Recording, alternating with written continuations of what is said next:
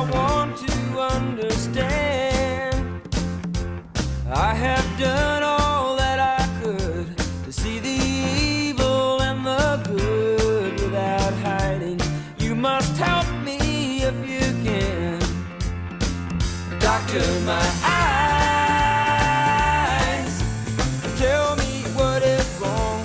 Was I unwise to leave them open for so long?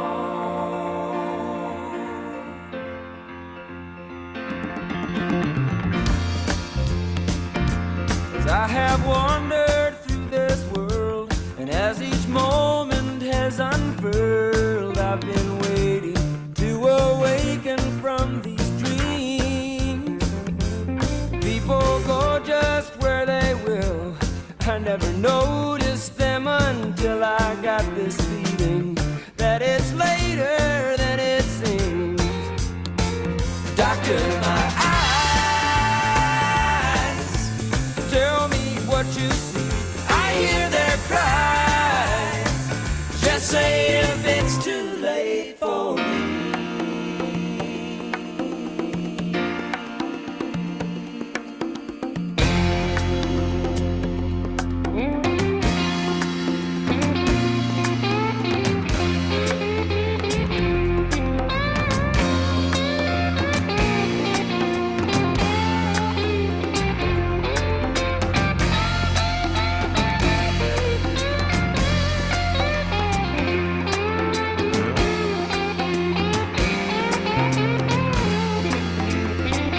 Doctor, my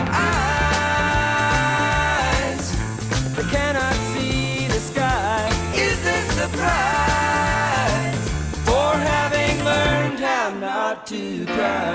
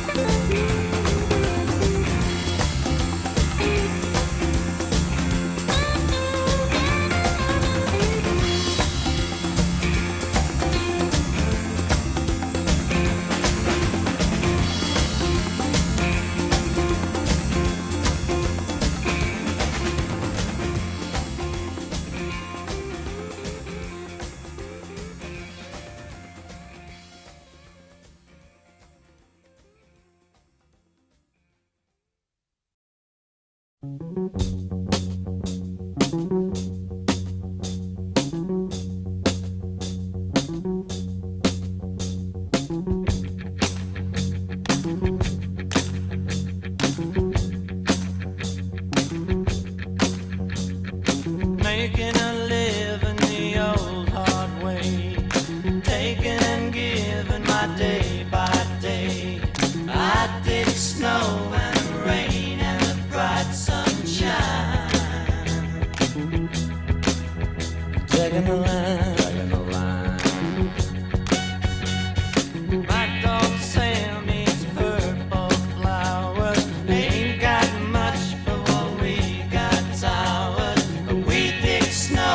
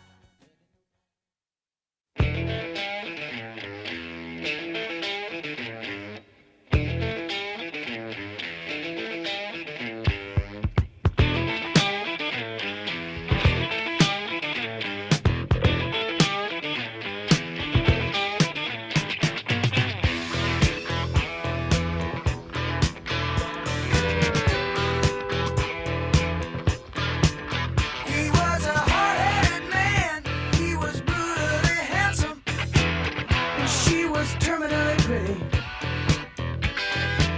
She held him up and he held up for ransom in the heart of the cold, cold city. He had a nasty reputation as a cruel dude. They said he was ruthless, said he was cruel.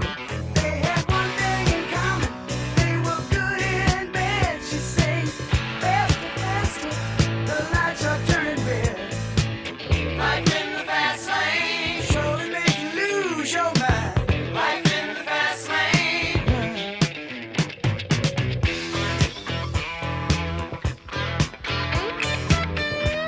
Are you with me so far? Eager for action, hot for the game, the calming attraction, the drop of a name.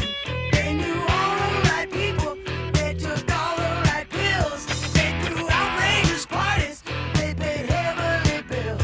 There were lines on the mirror, lines on her face. She pretended not to notice, she was caught up in the race. Out every evening until it was light. He was too tired to make it, she was too tired to fight about it. Life in the fast lane surely make you lose your mind. Life in the fast lane. Life in the fast lane. Everything, all the time. Life in the fast lane.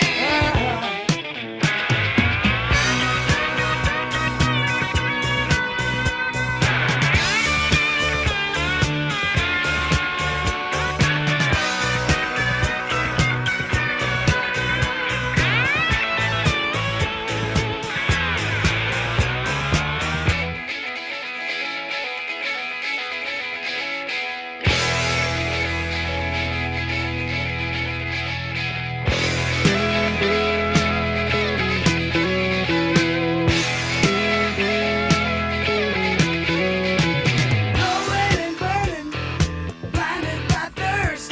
They didn't see the stop sign, took a turn for the worse. She said, listen, baby, you can hear the engine rain. We've been up and down this highway, haven't seen a goddamn thing. He said, Well, hey there, everyone, and welcome to our special Pattern Day Trading Rule Roundtable, hosted by Unfiltered Finance's Emily Turner.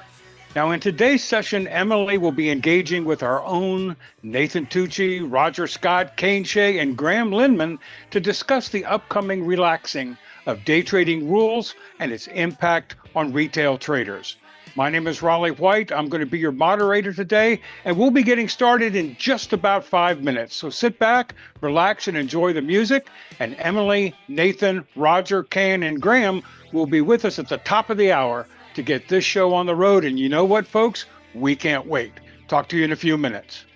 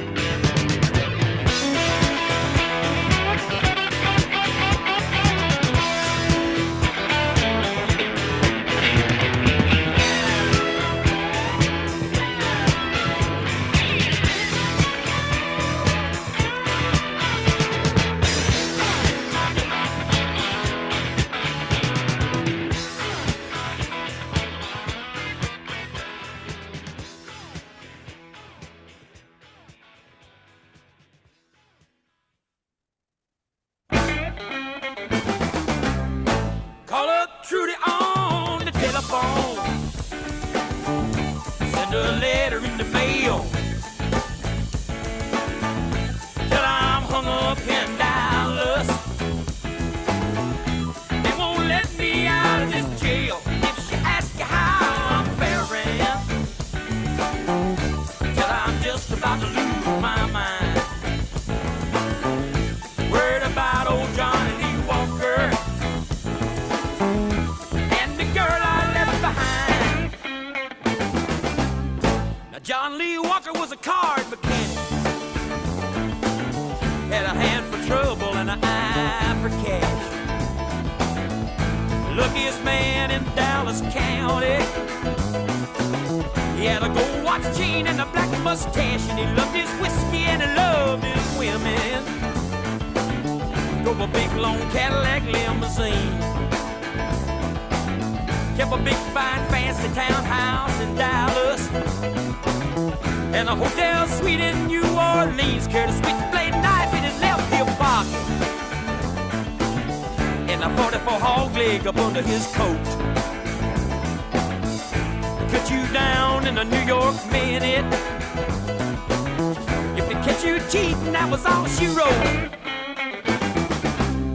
So call up Trudy on the telephone, send her a letter in the mail. Till I'm hung up in Dallas, and they won't let me out of this jail. If she asks you how I'm faring, I'm just about to lose my mind. Word about old Johnny Lee Walker and the girl I left behind. I just got to town last Friday evening. Sure as hell didn't mean to stay. I was on my way back to Louisiana. Had a powerful thirst and 6 months pay. I met a peroxide blonde in a bar on Deep End. I was flying high and feeling mean. Poured down a bottle and a half of red eye. I dropped $35 in the slot machine, and the boys in the back was a dealing 7 card. I sat down and won me 110. I was raking in chips like Grant took Richmond. The big John Lee come a strolling in. He red dogged the table like a 707. Pretty soon he done won all of my bread. I accused him of cheating, he reached for a pistol. I grabbed the chair and went upside of his head, and then I took off running like a motorcycle. A wood. Heard the bullets whining and the sirens wail. But it took half the cops in Dallas County just to put one coon-ass boy in jail.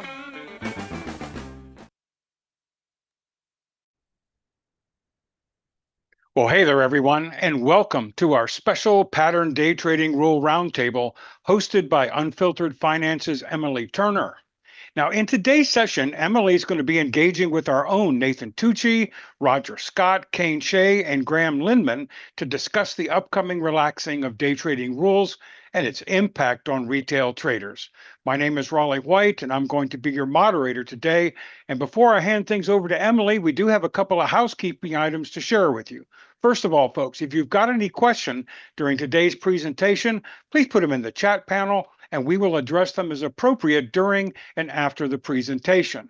We also recommend that you put your view in full screen mode so that you can adequately see everything that we're going to be sharing with you. And with that, folks, sit back, relax, and get ready for a terrific presentation. Emily, it's all yours. Thank you so much. I appreciate it. And I appreciate your soundtrack as we were headed in. You love a good jam coming out of a holiday weekend. So I thank think you. so. Getting the energy up for everybody. And hello to everybody. Welcome, I guess, to the official start of summer now that we are out of Memorial Day weekend. Thanks to our veterans. Obviously, an important holiday. And we have important things to discuss today. We already had a conversation about this, but we're really going to get into the nitty gritty today. For those of you who don't know me, my name's Emily Turner. I'm the host of the channel Unfiltered Finance on YouTube. I'll drop a link here in just a minute, specifically about something that's particularly relevant to this. But back in April, we sat down in this room, or a room just like it, right after the SEC officially eliminated the pattern day trading rule. We broke down what it meant. We covered the history of it, the mechanics, what traders need to know. And if you missed that roundtable, actually, here we did a video on it coming out of the roundtable. It's in the link right now in the chat if you want to go and check it out in case you missed it. But here's where we are now, almost June. Major brokerages are already rolling out back the limitations. And for those of you who are chat happy, I'm glad that you're here, because we would love for you to drop in the chat who you're with and whether they've already rolled it back, or kind of what the status is, because this has been a rolling situation where it's not just a uniform, like, boom, let's go. We've kind of seen changes in effect. So I'm going to try and keep tabs as I'm also moderating. I've got my pen ready to write it down. So at the end, right before the lightning round, I can kind of give a recap to everybody who's listening, so we know where everybody stands and what page they're on. But this isn't anymore a coming soon story, right? It's already happening for a lot of traders. This is live in their account right now. If you are, you're lucky. And if not, it will be in the next few weeks. That $25,000 wall that blocked everyday traders from making more than 3 trades a week for over 2 decades is coming down. So the question now is what we're going to answer today, hopefully. What do you do with this? How exactly do you trade differently? How do you take advantage of what Nate actually has said is one of the juiciest intraday markets that he's ever seen? That was in our roundtable last week on the Fed. And so now that you're not handcuffed, what do you do with this? Of course, we've got these 4 great guys who live and breathe this: Roger Scott, Graham Lindman, Nate Tucci, Kane Shea. Here's how it's going to work today, as it always does with me. We're going to do 2 rounds of questions. And then at the end, you want to make sure you stick around, because we're going to talk about a lightning round where each of these guys is going to give you their single best day trading strategy for now, or a trade, so that when this does hit your account, you're ready to go, or in anticipation of it. They kind of each have their own individual twist on this, which I'm excited to hear about. So Roger's going to go first. Roger, you've been in this business for over 30 years. You've seen rule changes come and go, and you know what moves the market. Do you believe that lifting the PDT rule will bring increased liquidity into the market? And could this be the thing that, brings a whole new generation of traders in? Oh, it's going to create a lot of liquidity, and it's going to create a lot of new traders. But these traders are unfortunately going to have to wake up to a rude awakening and realize that it's more than just the lifting the requirements that's going to help them make money. They actually have to know what they're doing. So what I think is going to do is, I think what it's going to do is lead a lot of sheep to the slaughter. Unless folks learn how to trade, it's going to create an amazing opportunity for me and other guys who day trade, because we're going to be bringing in a bunch of people who have no idea what they're doing, and they're going to try to fly a F-15 jet without any experience, and they're going to crash as soon as they take off. That happens every time something new like this happens. So I think it's a great thing if you know what you're doing, if you're willing to learn how to do it. Otherwise, a lot of people are just going to get burned really quick, because here's what's going to happen. They're going to completely ignore our advice. They're going to take positions that are too big. They're going to over leverage themselves, and they're going to get into trouble. And then they're going to say it doesn't work. That's what they always do when this happens. This is not the first time this has happened. This happened before 20 years ago, and it was exactly the same thing. So do you think that the limitations they've got in there when it comes to margins is going to help at all? Or is this really just you've got to do your research, you've got to be prepared? You've got to do your research. You've got to be prepared. This is a license for 95% of the people to lose money, because nothing is going to change except they're going to be getting a free ticket to trade with a lot less money, where before the exchange was protecting them from themselves. But now the exchange is not going to be doing that. So what you're going to do is you're going to have a lot of people who are inexperienced, who are going to give us tons of liquidity and give us great opportunities. But it's going to be the people who are going to be making the money are the people who have the training, have the experience, have the tools, and have the knowledge. So it's going to wash out like it always washes out, and nothing ultimately is going to change. And I've seen it happen before. So it's going to be a lot of excitement, a lot of fun, a lot of people getting very happy, and they're all going to be washed out like they always do. It happens every time, and nothing is going to change. The good news is the people who are serious about trading, the people who get educated, the people who take this seriously, the people who understand that just because you can go ahead and carry a gun with you doesn't mean you have to shoot everybody in sight. Those folks will do okay. And I think most of the folks who've been with me who have some experience in this market are going, yeah, that's exactly what's going to happen. Because Tibas and I had this session on the weekend. He's been doing this for 40 something years. I've been doing this for 32 and a half years. And I could see it coming 10 miles away. And that's what's going to happen this time, because it's not different than any other time. Right. Well, and with connectivity and the fact everybody's got the ability to do it, here we go. But the good news is that there are resources out there for people who want to learn. But to Absolutely. your, yeah, and to your point, Helicopter Gal Penny says, "Good for us, not them." Well, we don't wish Exactly. ill upon anybody, but we are glad that you guys are going to be, benefiting from this. And for the folks who are just joining us in the chat, Schwab June 8th is what I'm hearing. Although somebody said June 4th, and Tasty says they're rolling it out June 4th. So if you guys have any other brokerages, while we're going through this, I'm going to keep track and I'll recap this at the end. But in the meantime, Grant, let's move to you. You watch intraday volume and market behavior closely. So how do you think that this change is going to that this will change open and close behavior, and how quickly momentum moves get faded, or how intraday ranges are settling up now that more retail traders will be, or already are, kind of active in that market every day?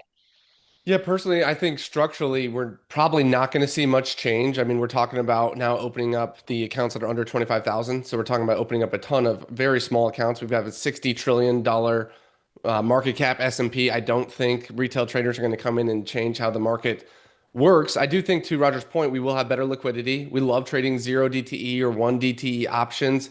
We'll just see more volume in those, which should help get tighter bid-ask spread, better fills, hopefully. But as far as, the structure that I trade each day for our day trading program, I don't expect a ton of change outside of just better liquidity with the options. Now, I'm interested to hear Kane's take on it, because I know he does a lot with the gamma and dealer hedging. Since we are going to see more and more explosion of short-dated options, I'm curious what he thinks how it will react to the closing bell of the market. But as far as the opening range, I'm not expecting much. Yeah, and we'll give Kane a chance to kind of weigh in on that. We know that he loves the gamma Oh pockets yeah. and everything involved with that, so we'll get to that in just a second. But first, Nate, I'm going to get to you because it's funny, and I'll drop a link to this video too, because it actually just went live this morning when we did our roundtable on the Fed last week. But you literally called the intraday market right now as juicy as you've ever seen it, which I think is super funny because so many people complain about chop, but there are so many opportunities in that. That was before PDT restrictions started lifting. So once all these small account traders can actually trade every day without hitting that wall, does that make the opportunity bigger? Does it make retail participation start to eat into the edge that you've been seeing? How do you see that playing out? Well, I definitely think the opportunity is bigger. The problem, I think, as Roger alluded to, the opportunity for losing is bigger as well. And so I think that, like, to me, it is a classic market scenario, like most market scenarios, where the same opportunity that I'm excited about and does give people more potential also makes it easier for people to lose money. I mean, it's like, Vegas casino being open 12 hours a day versus 24 hours a day. If you're a professional gambler, yeah, great. If you're anyone else, not so great. It's just more money for the people on the other end, or more time for the other people to take that money. So I do think it's a great market right now. I think if you look at the overnight data versus the intraday data, over the last 2 years, and really ever since 2022, as the ODTE has ramped up and ramped up and ramped up, we've seen the regular 9:30 a.m. to 4 p.m. market be really juicy. And when I say juicy, I mean huge moves up, huge moves down, covering a lot of ground, lots of opportunity. If you're someone like Graham who's trading the directional movement with a target, you have so much more range and momentum. If you're someone like Kane who's trading the 0 DT end of day, you have just unbelievable amounts of volume to base those decisions off. So yes, I think it's juicy. Unfortunately, I think the answer to your other question is it won't take any edge. It'll add more edge because it's more money for people to give away during those hours of the day. Mm-hmm. When Big you time. when you talk about time of day versus what everybody kind of differently trades, is there a time of day that you recommend specific to this if you're like a new PDT trader, or with new people coming in?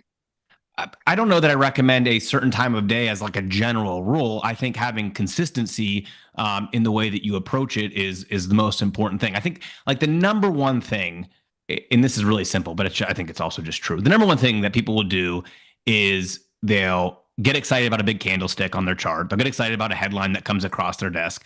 They'll chase something on Monday, and it'll be a different strategy on Tuesday and a different strategy on Wednesday.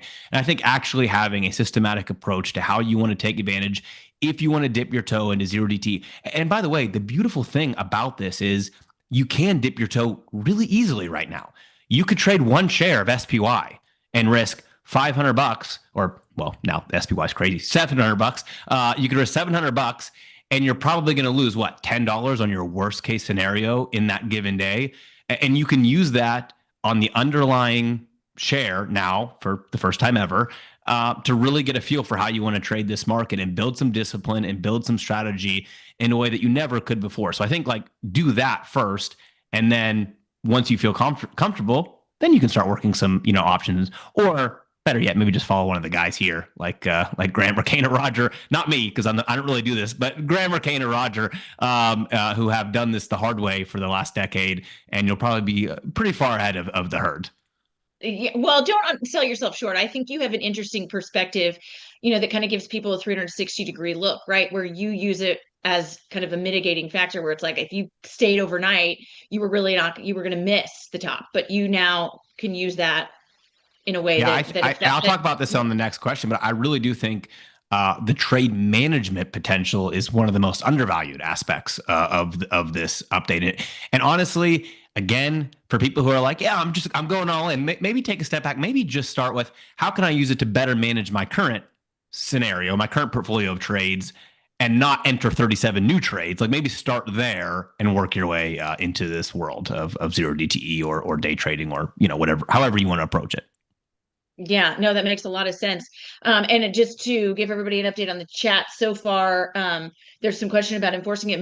Roger says most are not enforcing it, but a couple of people have popped on and said Fidelity is still enforcing it. Fidelity's the worst one because they have no motivation for this. I'm talking about folks like Tasty Trade. Tasty Trade has stopped enforcing it. They just completely stopped looking at your thing completely. I've talked to about 4 people, and they're like, yeah, we're doing pretty much whatever we want. So a lot of Fidelity has no interest in this rule. They make their money from large investments. They're not making their money from day trading. Webull, Thinkorswim, the folks who are day trading are going to want to get in on this. I just wanted to interject one real quick thing because this is kind of vital to all of this.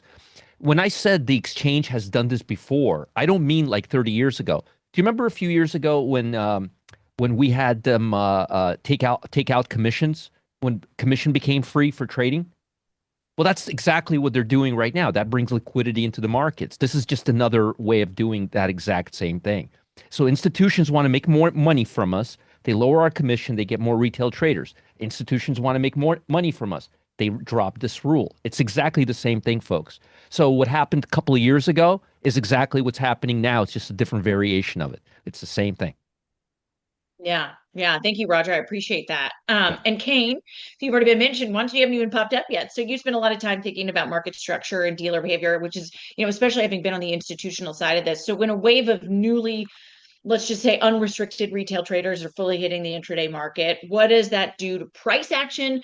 Does it create new pain points, new opportunities for the strategies that you currently run? Yeah, so the important point, the other guys already mentioned it, is it's a wave of liquidity. And the only edge that does not benefit from liquidity is arbitrage. And there's no arbitrage. In these markets, there's very, very little arbitrage. It's already been taken away by the high frequency traders, the supercomputers that are taking all of that away. So that means this wave of liquidity just strengthens any edge that you already have. So as Roger was just saying, if you have a really strong edge and then you throw a lot of liquidity at it, it just gives better entries and better exits for the people who already have an edge. And if you're brand new, you don't have a system, you don't know what you're doing, and you don't have that edge in place, or you're not disciplined enough to keep on utilizing that edge rather than trading randomly, then you're just going to get hurt by that. By the fact that all of these rules have been released. So for what I do, the most important thing is that all of this retail trading that comes in by itself, it is not big enough to move the markets. Graham said it. He said, hey, these are accounts that are under 25,000. Yes, there's a lot of them, but altogether, it's not a huge amount of capital that is just going to move the S&P. So what it can do, though, is if we get concentrated pockets, the market makers may be forced to dynamically hedge themselves around particular strikes. And that's because on zero DT, your gamma gets really big. It's sort of like time decay. It increases exponentially as you get near expiration. So zero DTE, which is what we're talking about, all these day traders piling into zero DTE contracts, that is going to have your dealers, it's going to force your dealers to dynamically hedge, to hedge more quickly. So you're going to see faster price moves, faster price reversals, which is going to make it even harder for brand new traders to get in on this. But for us who monitor the dealer hedging, who know where all those levels are and where those price points are, where a market can just turn around, well, it actually makes our edge even stronger. So you don't think that those numbers and those limits you were just talking about change at all? No, they get stronger. They get stronger because the dealers will just have to hedge that much more and that much faster. And Graham, you wanted to hear something about Kane for Game Up. Does that answer your question, or do you want to ask him what that's you were that's so what I was curious? thinking. That's what I was assuming he'd say, but I was curious his take. It's cool. I mean, I traded a morning breakout range, so there's not a lot of gamma going on. But like you said, as the end of the day rolls around, it's a big force. So I know Kane, we had someone in the chat say 350% on the 4 wide. Mark said that from your gamma there, Nice. Kane. And those are the types of edge we're talking about. And if you're throwing more liquidity at that and dealers have to hedge around it, it just makes it even stronger. Good. All right. Well, that makes it really important that you know what you're doing clearly, because that's what makes a big difference. So, Roger, we've talked about your background and how long you've been in this. You've seen all these things change, but how do you feel like lifting this rule kind of fits in the timeline of biggest shifts? You talked a little bit about like, oh, this has been done before, but do you feel like this is a game changer? And maybe even more importantly than that, where do you think this goes from here? Like, what's next and what happens? I'll tell you exactly what I think. I think we're going to start getting, I think it's going, so here's what I think. I think this is going to give folks who are truly starting with a small account and are not using it as an excuse to gamble. And it's going to give them a way to start trading with a lot less money, which is fantastic. Also, I believe that starting with a small account is much more beneficial than starting with a large account when you're first starting out. I've seen Why? a lot. Well, I'll tell you why. When people have a lot of money, it's a psychological thing. When people have a lot of money, they're like, well, I have 50,000 or I have 100,000. And then they start taking big risk. And then as the account gets smaller, they start being critical about it. When you're trading with $2,500, you're like, this is do or die. I have to make this do right now. And at the same time, if you lose that money, if you happen to lose that money, it's not going to be the end of the world. So I think it's actually a really good account size. I started out as a broker. When I started out, my first several years, I was a broker. So I had experience with this. And folks who started out with huge accounts rarely did well, unless they were professional traders and they were institutional. But I've had several folks who, I'm not going to name any names, but I had one client, his father passed away, and he inherited a very large amount of money. He lost 3/4 of that amount of money in about a year and a half, several $1 million, because he thought he knew what he was doing. Okay. So meanwhile, I've had folks who started out with 2,000, 3,000, 5,000, and doubled it, tripled it, quadrupled it very slowly over time and really respected what they built. So I've actually seen folks do much better starting with small accounts than I have with larger accounts. And I've seen many, many hundreds and maybe thousands of people do that. So, and that's just because of the way people think about money when it comes with a small account. What was the other question? Where do we go from here? I mean, if Okay, these changes continue to happen, it's where do you see this going? I don't see this going anywhere. I see more opportunities for savvy traders, and at the same time, I see more. It's going to be a double-edged sword. And again, I don't want to come here and just make stuff up and tell you how great this is going to be. It's going to be a double-edged sword. The good news is it's going to give people who have a small account a real chance without having to be creative with all this cash margin nonsense that we've had to do, or trade futures. They could just trade like normal people. That's number one. And on the second side of that coin is you're going to get a lot more complaints with the government authorities about how people are losing money, how the market is rigged, how the broker took advantage of them, how you're going to see a lot more of that. So in one hand, it's going to create a really good thing for the people who take it the right way, and it's going to create a big mess for people who are just looking at the markets like it's a gamble, like it's a casino. And you're unfortunately, and I'm not I'm not saying that about our clients. I'm just saying, unfortunately, there's a lot of people in this market who are gamblers who are coming in and they're looking at this as a big casino. So, folks, you get comped in Vegas. They comp you for losing at least, and you get at least a good night's stay. Don't use the market as a gamble. You're competing against people like Kane, like Nate, like Graham, like myself. You really don't want to do that. You want to do this methodically, slowly, and easily. And again, I'm just trying to be as honest with you as possible. So I think it's going to be a double-edged sword. Yeah, I mean, I think it's interesting. I interviewed Tom Busby last week, and he said the same thing. He does not like that casino simile because it is not the same. You don't even get Right. free drinks when you're day trading. So, Exactly. Right. Roger, question for you. Jess had an interesting point. Bloomberg, CNBC have said there may be 7 to 8 trillion on the sidelines, but it's not the same percentage of today's market averages as it was many moons ago. What are your thoughts on that? I don't think there's anything on the sidelines right now. I think markets are at an all-time high. I think volume is really good. I don't believe anything about sidelining right now. I think institutions have been jumping and running all over themselves for the last couple of months, buying these tech stocks like there's no tomorrow. And I haven't seen any numbers that are showing that institutions are on the sideline. We did see it, I think, Graham, Nate, correct me if I'm wrong, maybe around the election time, or maybe a little bit after that there was some money on the sidelines. But I haven't seen any notes like that in any of I have not seen any of that. So, and based on what I'm seeing in the market, I'm not seeing that either. I'm seeing a very healthy, invested institutions. And there would be no reason for them not to, because you see, here's something you guys have to understand. The job of an institution is to be ahead of the market, okay? If the market's doing this, the institution's got to be invested. How else are they going to make money? They can't do it by sitting on the sidelines. And institutions don't get measured by how well they do. They get measured by how well they do in comparison to the market. That sideline number, I think, is always kind of hyperinflated because it'll take into account like money market money. So like you've got 50 trillion under management, they've got 10% in the money market. Oh, it's all on the sidelines. Well, unless interest rates are at zero, you're not really going to see that money move. And if it does move, it's going to move into gold and some other things, not necessarily into Micron. So I think that it's not a super useful number to use. Yeah, that's been a narrative for a couple of years now that there's money on the sidelines. It's going to come back in. I mean, people are retired. They're not going to throw, if I've got $10 million, I want a fixed income asset. I don't want to throw it all in NVIDIA and hope for the best.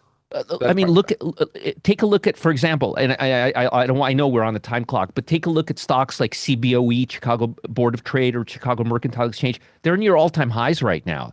If volume wasn't coming into the market, that it goes through the exchanges. So I have to disagree with that. Also, remember the bond market right now. A lot of people are waiting for the bond market to come down to earth so they can put money in the bond market. It's too expensive right now to buy bonds, and everybody's telling them to wait. Also, some of that money could be going to real estate. So I just don't trust those numbers. Yeah. All right. Well, Nate, you waited on this. So let's talk back about, that juicy intraday market that you were talking to do. And then what a trader should do differently now that everything is starting to take effect, whether they're being enforced or not being enforced, not necessarily the theory, but like, what is the setup with the time of day, the instrument, the size, that kind of thing. And maybe talk a little bit more about how you use this in your regular, longer term trading as kind of a way to get out when you need to. Well, so let me ask, if you guys had to ballpark, everyone here in the chat, 1,000 people in the chat, if you had to ballpark what the average hold time for your like options or active trades are, what would you say? 3 days, 7 days, 2 weeks, 3 weeks? Just out of curiosity, let me know what the average, what you would ballpark your average horizon at. I'm just kind of curious. I would imagine for most people it's a week or less even. And so one of the tragic things that I often see is a situation like this. So I'm just going to draw it ugly so you guys can see. But let's say, you buy your call option here, buy call, and this is day one. And your goal on that trade is to make 50%. And at 4 p.m., that option is up 45%. And I see chats, oh man, the trade looks really good, but I can't close it because I'll get a pattern day trade dinged against me. To me, that scenario is essentially one of the easiest net wins that almost every retail trader can get. Unlike new entries and new strategies and all of that, which I think is definitely a double-edged sword, maybe even a three-edged sword where two of them are facing the wrong direction. But this management thing, I think, is something that people actually can use their advantage. And the way that I show people how to do this really simply is, and by the way, we're getting mostly 3 days, 4 days, 5 days, not a ton of 3 weeks, 4 weeks. And so this will apply. Just over the data, if you're taking mostly short-term trades, you'll have lots of opportunities to do this. And so the way to be very practical here that I would show people how to do it is a simple time to ROI expectation. And so the easiest way to me to do this is you set up your trade and you say, okay, if I'm trading this for 7 days, meaning 7 days till expiration, okay, I've got a 7-day long trade and my target here is 100% ROI. Well, then I know I'm targeting, 14% a day, for example, in terms of the time versus the ROI that I expect. Well, this number right here pretty much tells you everything you need to know about if you should get out of a trade. Now, I'm talking about discretionary trades, not systematic where you have a target and the rules are the rules. I'm talking about if you're planning a trade, this is your goal, then I know just by doing the math, if I'm 1 day into the trade and I'm up 60%, well, then I'm dramatically outpacing my expectation of the trade. And I should probably close out this trade now because my goal when I opened the trade was to make 14% a day, and now I've made 60% in 1 day. And with most people who are trading level 1 options, you go into from day 1 to day 2, and you have to continue getting the direction right, and you're paying for the time, so that it has to be right enough that when the market opens up the next day, you haven't lost money just because it stayed flat over the last 12 hours or whatever. And so just to give a very practical example, I would say start thinking of your trades like this. Start planning to manage a little bit more aggressively, whether that's cutting your losers, which depending on your strategy, I'm actually not a big fan of, but it just depends, or taking winners more often and recycling your capital a little more effectively. But again, don't do it willy-nilly. Don't do it, hey, I got a gut feeling, I feel pretty good about where this is. Write down a simple formula like this, plan it, and maybe start managing your trades a little more effectively with the advantage of not getting dinged for exiting a trade early on that 0 DTE. I have to say that is always one of the most frustrating things. If I say, hey guys, let's exit the trade early. We didn't plan on being up this big 3 hours later, but we are. And then I get a chat, hey Nate, I wanted to close your trade signal, but I couldn't because I didn't have the day trades available. You should never have to deal with that after June 4th, June 8th, June 12th, whatever your broker is.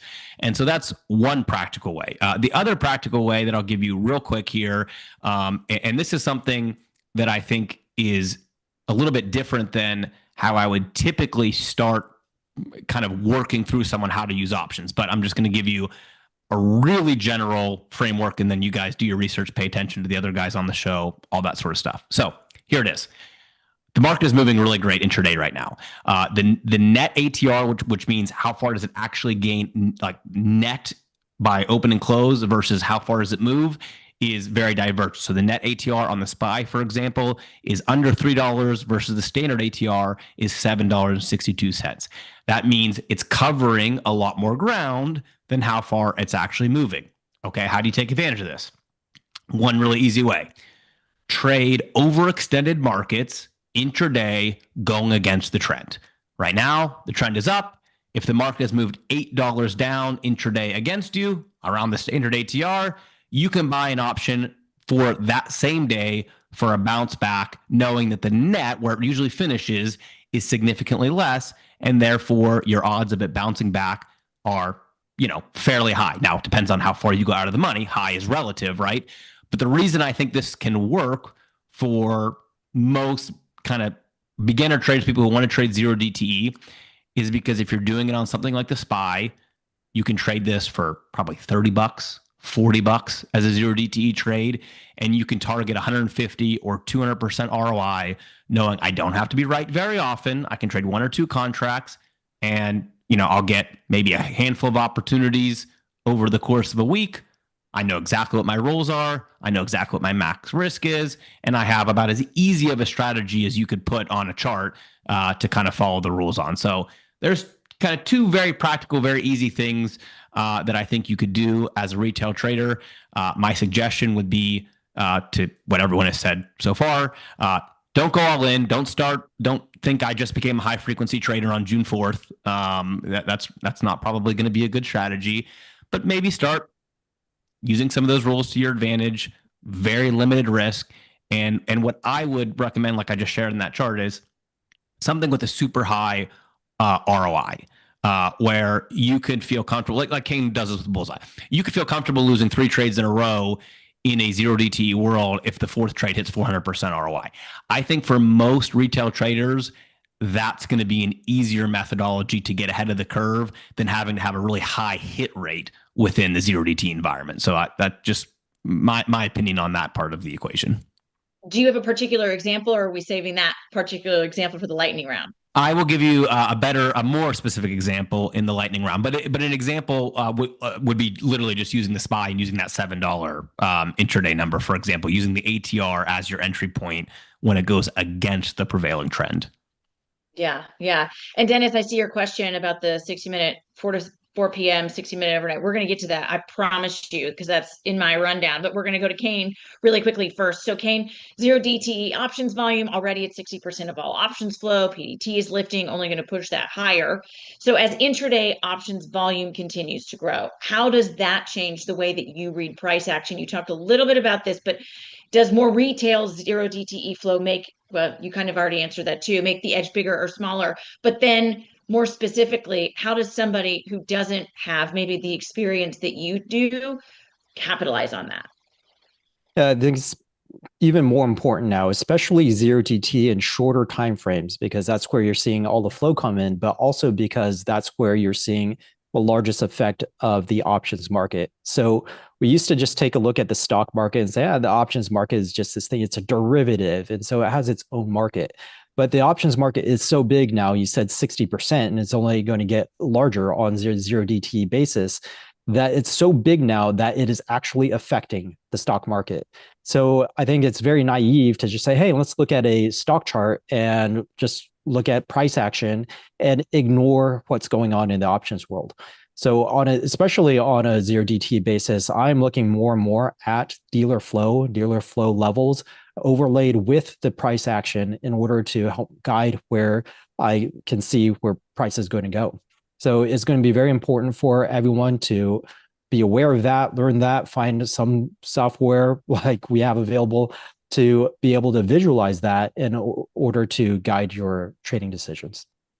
So as you've kind of seen that change and that shift, what are some of the things that you did to really respond to that personally and with your software? Yeah, so what we did is we went in and we figured out exactly where dealers are positioned, and using that, we understood where all of their risk is. So if you understand where their risk is and you understand how they operate, you understand their business model, their modus operandi, basically, then you know exactly what they have to do in order to hedge themselves. If you know all those things, you know where their risk is, you know what they're going to do, what in order to hedge themselves, you know where they're going to start putting their money and how that is going to start impacting the market. Or maybe it's not. Maybe they have to hedge so little that it's not going to impact the market. We can see all of that visualized in our software, and we can make our trading decisions based on that. Yeah, so kind of a similar question follow-up for you to Nate, because you guys are different in the way that you approach this a little bit. Like when it comes to these restrictions being gone, how would you work the setup? What would you do when it comes to, as opposed to like doing it as a way to hedge or to get out early, would you approach this differently? Yeah, so I would want to be very aware of those levels where dealers are hedging to. And as price approaches those levels, I want to be out of my positions. So generally, because of the volume that is coming in, those are going to happen much more quickly. So I'm going to want to have those levels on my screen at all times. And when we reach those levels, I'm just going to be out of my trade. I'm not going to stick around and say, hey, maybe it'll go even higher because it's this beautiful trend, or, we pulled back to this nice place and it should bounce from there. I'm not going to wait for any of that because I see where the dealers are pushing money. And maybe it'll give me more setups. So rather than one long day trade that lasts several hours to try to capture a certain amount of profit, I might be in there taking multiple shots at the same opportunity or at that same trend that someone saw before, knowing that things can reverse much more quickly than they have in the past. And as day trading, things already happen very quickly. I would rather leave a little bit on the table than lose a lot. That's right. And Jess, interesting. You were just talking about this. We were talking about options. It says options trading has surpassed 2.7 trillion per day. Yeah, and a significant chunk of that is Nate and Nate's followers and Graham. Graham, now that retail investors can buy and sell kind of in the same day without their getting dinged, what do you feel like the best way is to go about it? And maybe beyond that, are there any market patterns that traders can lean into now that PDT is no longer an issue? Because, before you couldn't do that, or they had their own set of patterns they followed, but over a longer domain. What are those patterns that are specific in a day type compartment? Yeah, well, to answer your first part of your question, I think as Roger alluded to earlier, if you guys just look at how pattern day trading was gone, let me go be a day trader and wing it, you're going to get smoked. It's going to probably go pretty bad, pretty fast. Your emotions are going to be all over the place and it'll be no fun. I like to approach the markets with a systematic, structured approach where we find an anomaly or a pattern that repeats, and we just play it over and over again. We don't get too, cute doing anything extra fancy. I trade the opening range each and every morning. There's a study we ran. The first 30-minute candle of the day typically dictates where the markets will finish. So if the first 30-minute candle is green, 74% of the time the market's finished higher from there. If the first 30-minute opening candle is red, 64% of the time, markets finished lower from there. So there's just a little nugget for you guys of something you can look at in the opening range. It's not going to be affected so much by gamma levels like Kane because we're typically in and out in the morning. We don't mess around with the afternoon right now, and it's very structured. Now, we took that data, boiled it down further, and put exact rules in place. So we're always in our trade by 10:30. We leave a profit target on, and we don't have to touch it after that. It's very systematic. We keep our emotions far, far away from our trades, and that's the way we love to trade. And I think it's just going to continue to do well as liquidity improves, the options get tighter, and it'll just be easier for us. Question for you, because there have been a couple of questions popped in the chat. So I want to ask you this, where it comes to the new regulations and how that affects things like the 60-minute trades, which will rely on the pop of the SPX or the XSP. What is your thought on those 60-minute trades? Yeah, I think they're still going to be great. It's been a market pattern that's lasted for years and years and years. I don't think there's enough money coming in from the small accounts that it's going to change this pattern at all. I think the opening range is still going to be a moneymaker for us. And again, the options liquidity will just be better. We'll do a lot of like basic debit spreads in there. Sometimes people will say, it moved fast. I think we're just going to see it become tighter where it's easier to get in and out for the fill price we want to, which is a good thing for us. So ultimately, that's what I'm looking forward to the most as these rules roll back in. Also, we've probably had a few hundred people say they really want to participate in this trade, take advantage of it, but they can't because their broker restricts them. So they've kind of been left on the sideline. So my hope is, we've got almost 1,000 people here right now. If you are looking for a way to take advantage of the pattern day trading rules going away, I would strongly recommend starting with a systematic, structured approach that you can just follow to a T each and every day. Yeah, and we'll tap more into that in just a second on some of the approaches and the opportunities that are out there. But while I have you on the hook with you, one of the things that also has been popped in a bunch of times is small caps and whether there's going to be kind of a rush there. What do you think? I think small caps are in a good place. I think as the market, I believe we're in an AI boom and we're going to see things continue to go crazy. And the small caps are going to go crazy with it. A lot of the smaller AI tech companies, whether they're going to be profitable or not at the end of the day, it won't really matter as long as the hype is out there. So yeah, I do think small caps can be good right now. We've been covering it actually in the opening playbook quite frequently because they've been really, really strong, even with the bond market down, gold down, interest rates going up. Typically, that's not good for small caps, but we're still seeing strength there. Yeah, perfect. Okay.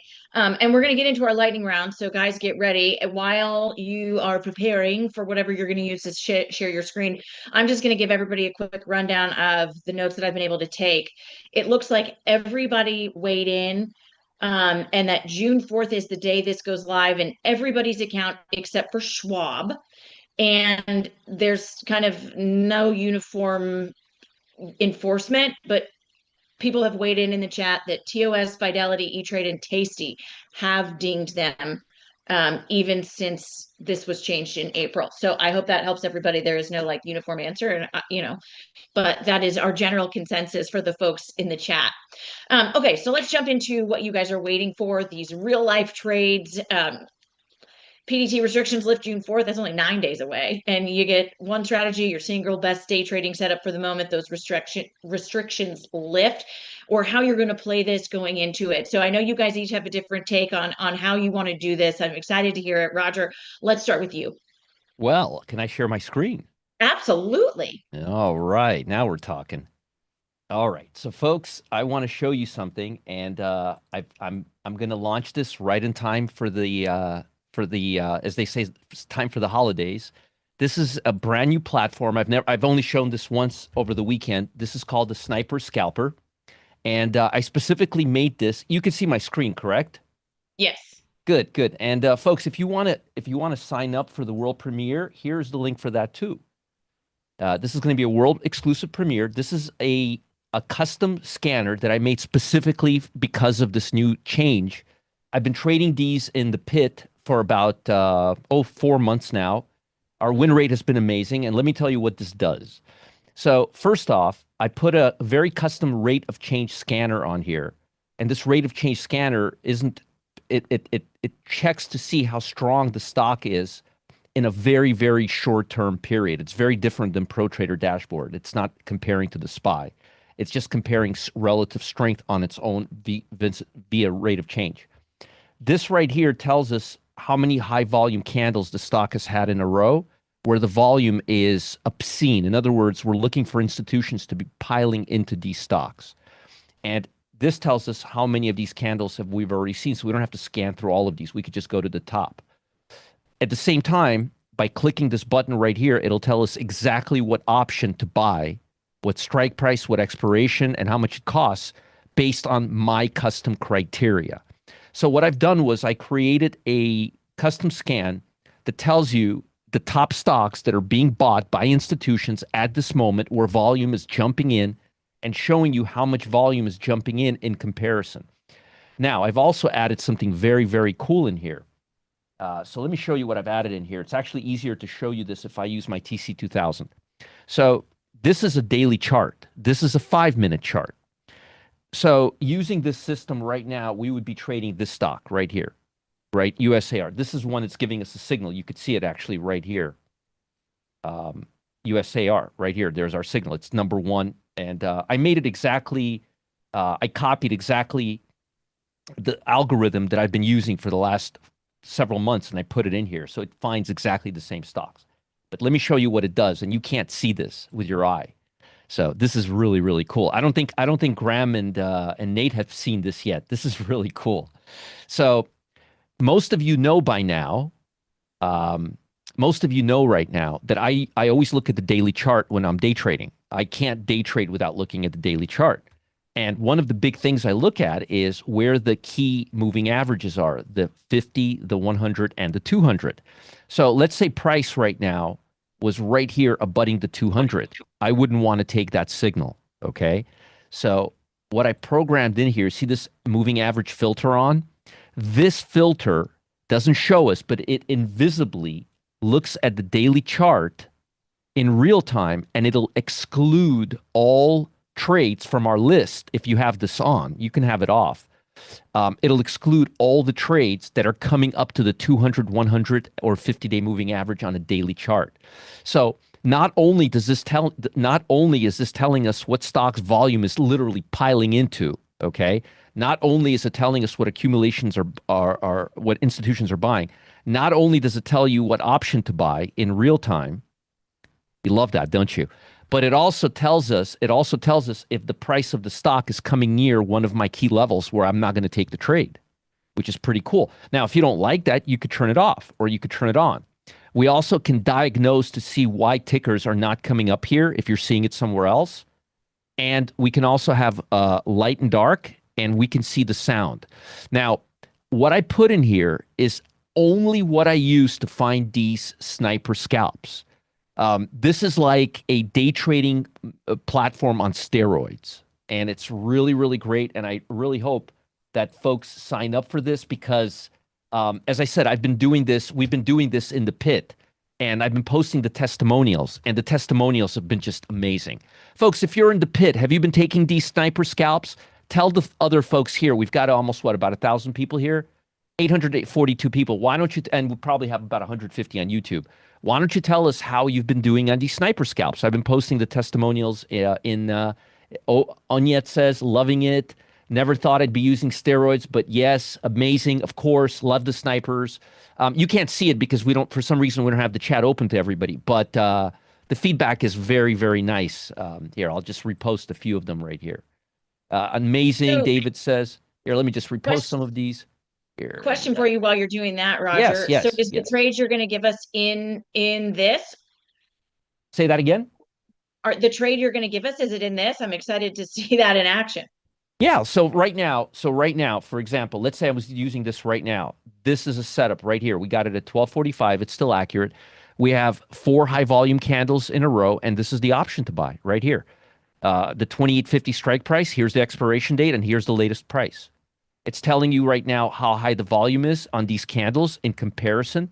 It's showing you if it's lighting up white, it's telling you that institutions are still buying it. So anytime you see white candles here and you see a trend, and you see right here, if you go to, you see how this is number 1 on my list? So this is telling us that institutions are buying the stock. We've had 4 high volume candles in a row, which is really good. If you look at the chart, you see we're still not running away parabolically from the 8-day. And obviously, I'll teach people how to use this. But this is giving you trades in real time, longs and shorts. Now, it's telling us to the shorts, there hasn't been a good scalp till 1220. Nobody's interacting with the short side. But to the long side, this was the latest scalp. And interestingly, here, these two. Now, let me show you something interesting here. Notice something. This is my custom platform that I built a year ago that I've been using to give these scalps. Look at the number 1 stock on my list. Too high volume, right here. Look at the number 1 stock on my list, and look at the number 1 stock on my list right here. And this one just came up a minute ago. Let's take a look at it. High volume candles, 2 high volume candles, not really breaking out. I would wait for a little more upside here, but we have institutional buying. So instead of looking all day for where institutions are buying, this will only find stocks where institutions are not just buying. They can't buy enough. It's like, imagine this. This is a scanner that shows you when institutions are just rushing into a stock. Like imagine this is 1974 and Led Zeppelin tickets came on sale. And they're rushing into the concert hall. That's what the scanner finds you. So we're finding trades, or we're not finding anything. It's spoon feeding us trades where institutional volume is coming in real time and showing us exactly what option to buy. And these are slightly out of the money options. So we're making money from the increase in price, and we're making money from an increase in implied volatility. We're getting a double whammy, and you don't have to do anything except sit here and have them come to you. This is the most advanced scanner I've ever created. It took us about 3-4 months to fine tune it to what I'm seeing. And I've been using this extensively, and it's just, this thing is on fire, Roger, and we've been, yes. Are you aware that this page that you've just given us says that people are going to be able to use it for free? No, I didn't know. There's a big F word on that page that I'm not sure if you are aware of. Wait, let me see this for a second. I think for free. Hold on a second. For free. Free access. People are getting excited. I see Rob asking. Yeah, I guess I'm doing it again. I'm going to give it to them for free. Listen, you know why, Nate? Here's the thing. I think after people start using this, okay, here's the thing. After I started using this, I used this about 80% of the day. I'm now giving 70% of my trades in the pit based on the scanner.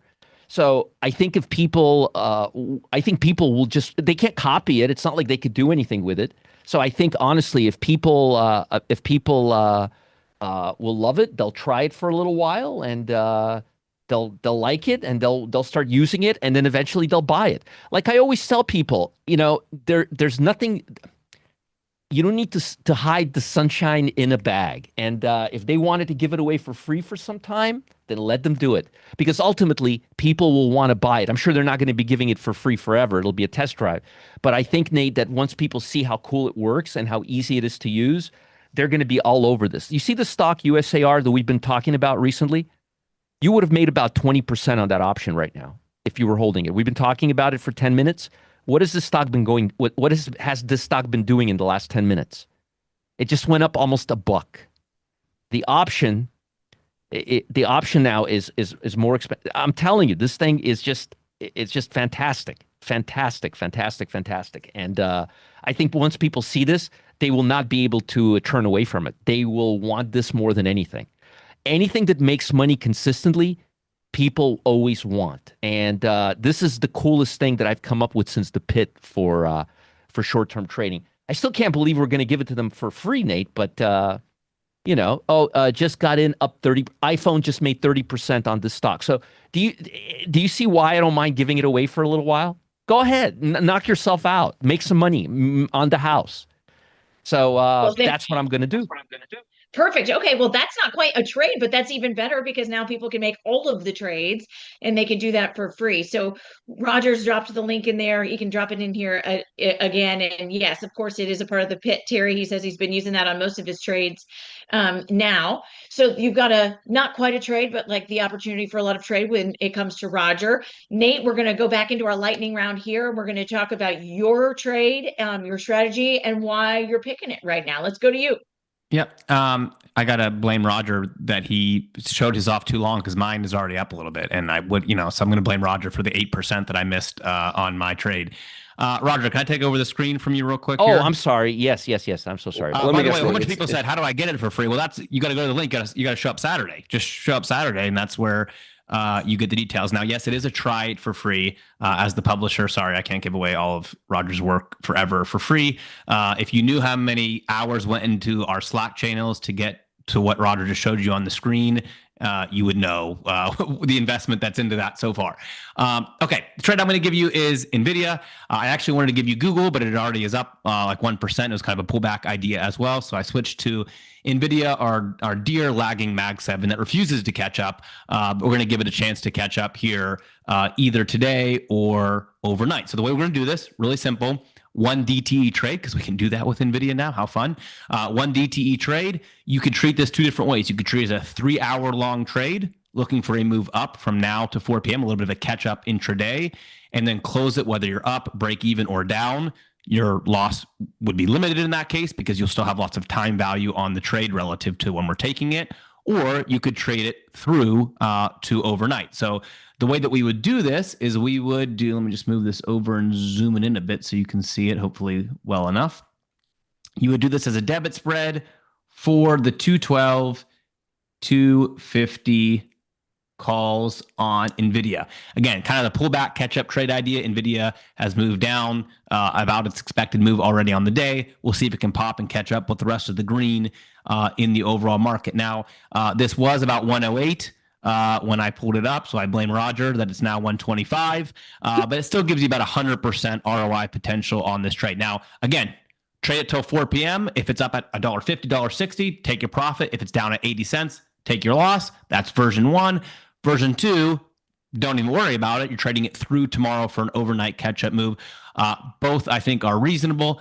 I'm going to plan on doing about 10 contracts. If it's up nicely, I'm going to use the exact rule we talked about, use my zero DTE to my advantage, and close some contracts before the closing bell. And if not, then hold it overnight and see if NVIDIA can catch up. I don't want to pay more than 125. That keeps 100% ROI potential. So it's the 212.50, 215. I'll pump it in the chat here for you, Emily, for no more than 125. I didn't even have to ask you. Look at you. I'm on the ball. I live to serve, Emily. Okay, I'm pumping this in the chat right now. It should fill for 125, I think. It's bouncing around right now. And it did. All right. Coming in hot.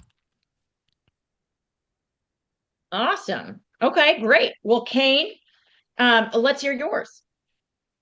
Yeah, so very, very exciting stuff that these guys have been showing. Before I go on mine, the question that people kept on asking about the 60-minute trades, I just want to re-emphasize that liquidity increases any edge unless it's arbitrage. So whatever edge that we've got in the 60 minutes, it's going to be even stronger because of liquidity that's coming in. So you've heard me talk about gamma levels and dealer levels. So that's going to be mine. I mean, I've been talking about it. I might as well show you exactly what that looks like. So right now we're looking at the dealer levels for SPY, SPX, and XSP. You can see that the biggest spike right here, basically the level where market makers have to hedge themselves to is the 7,500 at SPX, 750 on XSP. And I'm going to pull a page out of Nate's book and say, 15 minutes ago, we were at 75.16 on the SPX, and we traded all the way down to 75.06 and recovered a little.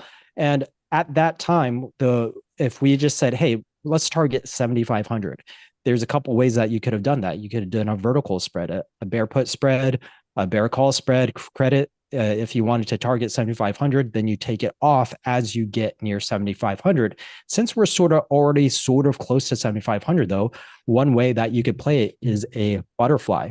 If he had done a butterfly back here 15 minutes ago when it was at 75.16, in other words, XSP would have been 751.6. That butterfly only cost 5 cents at that point in time. If I look at that butterfly right now, it's at 14, 16 cents. So it's already tripled. That's 300%. A little bit earlier in the chat, you saw someone say that they took a trade and they made 350%. So this is how you can make those really huge percentages. And Nate said earlier, hey, one great way of going about taking advantage of 0DT and day trading is risk a little tiny bit in order to make a large amount. And this is exactly what we're talking about here with these types of trades, right? So right now, if you can get in around 15 cents and we keep on going down and it does hit 7,500, then we're probably going to see that option triple again. So it will be 45 cents, unless it's all the way at the end of the day, in which case it'll go up. If it was 5 cents, it'll be worth $1 at that point in time. So that's 20x. That's, I don't know, 20,000 times. But if it triples again to 45 cents, then you've tripled a triple. That's 900% already. Or you could just get in right now at about 15 cents and see if it'll triple to 45 cents if it comes down and reaches that 7,500 level. So again, the key to these is risk a little bit. Don't blow up your account. Don't get super excited by the big numbers and say, I'm going to do 100 of these contracts. Yeah, just do one. Just play around for a little bit. Risk $15, and maybe in 30 minutes you might have $45 in profit on your hands. So my trade is going to be XSP. It's going to be the May 26th 0DTE, buying one contract of the 749 call, selling two contracts of the 750 call, buying one contract of the 751 call. It's getting in at about 15 cents. You can see it bounces around a little. So just wait for 15 cents. Don't risk more than $15 on this trade. And then when you see XSP trade down to 750 or very close to it, then go ahead and take off the trade and take your profit. Elizabeth has a question in the chat. Kane, is there risk of assignment? No. XSP, there's no risk of assignment. It's an index. It's all cash settled. Perfect. And then for people who do not know, what is a butterfly trade? A butterfly is where you, let me share my screen real quickly again. It is where you have this structure right here where you sell two of a middle strike, and then you buy one of a strike above it and one of a strike below it. And they should be equidistant from that center. And so it's a really great structure, especially for 0DT, because it gives you really, really big reward risk ratios, especially when you put them really close together like this. If I pulled them further apart, I gave more distance in between them, then you have a higher win rate, but you would have a smaller reward risk. As it is right here, like I showed you, if this is at 5 cents, it has the potential to 20x. So they give you really, really great reward risk ratios. And the key here, again, is just risk a very small amount, because you could make a whole bunch. There's no need to risk a whole bunch. It's perfect for small accounts and for 0DT. Perfect. We'll post it in the chat for you. John is asking, and then Joanne has a question for you, Kane. But in the meantime, we're going to move on to Graham. I want to get your trade, and then I want people to stick around because I have a particular question for you that comes to opening range breakout strategy. So let's start with your trade, and then we'll get to that. Yeah, well, I'm going to make a big party foul here. I'm not actually going to give you guys a trade today. Like we said, over and over again today, I think that if you want to take advantage of the pattern day trading being lifted, you have to have a strategy that works for you and do that again and again. I don't have an afternoon strategy. So anything I pick right now would just be me shooting off the hip, hoping for the best. Instead, Emily, like you alluded to, I do trade the opening range, and I'll just kind of show you guys what that looks like. So this is my indicator here. Built it, actually polished it up since then. It's a little bit more in depth now. It's pretty sweet. But what I do is I look for the opening range setup, the high and the low. We use the 5-minute candles and we look for a break above or below. If we get a break above, close outside of the range, we go long that morning. So you see the buy calls there. We use a profit target.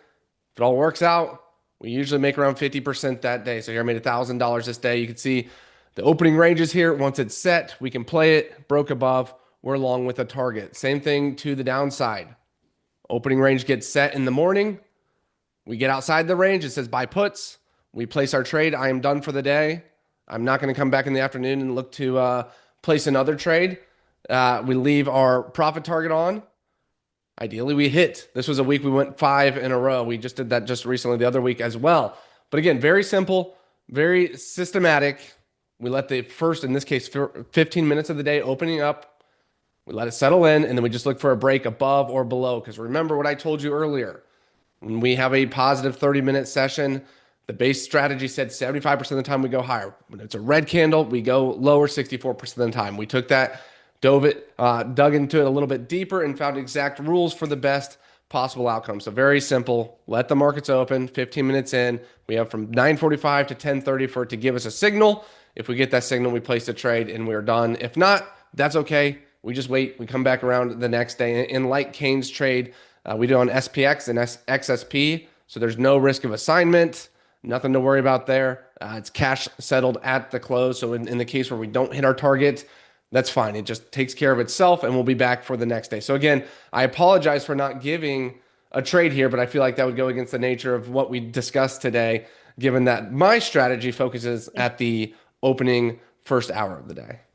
I think you're absolutely right, because one of the things we've talked about is, especially if this isn't something you do all of the time, just dip your toe in the water, start small, and then have the same strategy that you repeat over and over again. And that's exactly what it is you're doing. And so for folks who might be in that boat, right, and they want something to kind of start them out with, do you feel like this is a good way to do that?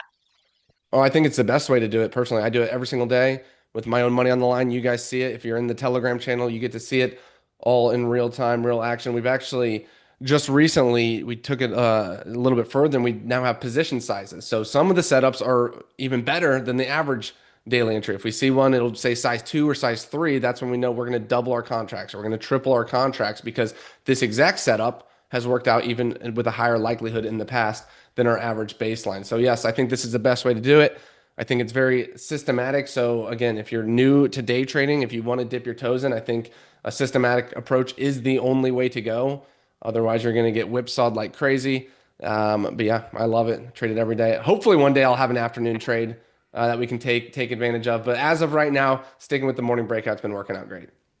Well, Rosalind just teed you up. She asked if your strategy is called 60-minute income. And if so, can you tell us a little bit more about the program? Because it sounds like this is exactly what people need who want to try and figure all of it out. Yeah, let's do it. Roger, do you want to share your Yes, screen and then I we'll walk do. through it together? Yes, Oh, and absolutely. Mitch is tooting your horn too. 60-minute program has been great. And you got to trade it every day. So this is the perfect opportunity for that. Yeah, the other thing too, just a side note, when VIX is above 16, our profits double in the testing. And right now, over the last couple of months, VIX has stayed above 16. It's at 17 today. It's like the perfect time to be trading it. And you've got plenty of fans who are singing your praises in the chat. Well, thank you guys. And hey, this is Raleigh. I need to pipe in here for a minute, because for those of you that are joining us on YouTube, now is the time to come over and join us in the Zoom room for the balance of this presentation. We will not be streaming this portion to YouTube. Also, I know that Roger and Graham are going to be very focused on the presentation. And if you have questions, please put them in the chat panel. I'll address them during the presentation, or I'll save them and give them to them during a Q&A